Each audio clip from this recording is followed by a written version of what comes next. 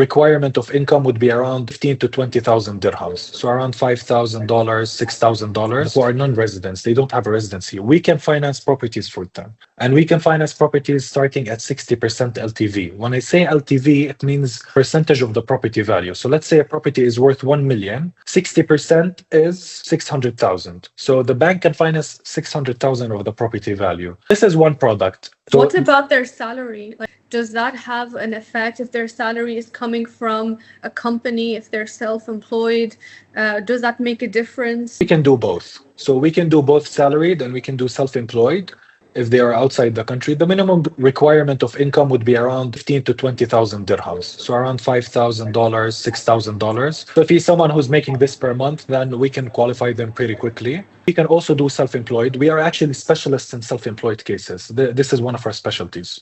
Off plan, because I know the rules have changed recently. I don't have a clear answer. Some of them say if it's 50% constructed, some of them say less or more.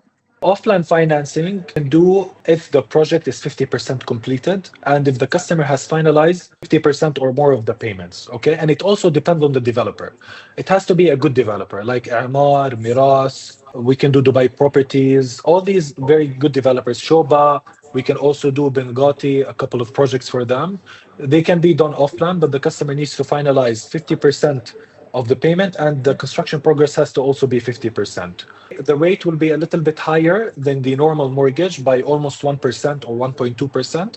The reason is because there is no collateral yet. There is no title deed to mortgage, basically. Very unique product in the UAE and many customers moving towards these products because of the high payments. And also we've noted that some developers, they try to charge you the payment before it's due. Like they would put on the contract that the payment is due in February 2026, but they would charge you on the payment in December 2025 because they would tell you, oh, we've reached the construction progress. So this leaves many customers saying, okay, where do I bring this money? I was expecting to get money in January or February. So they would reach out to us and we can do the mortgage for them.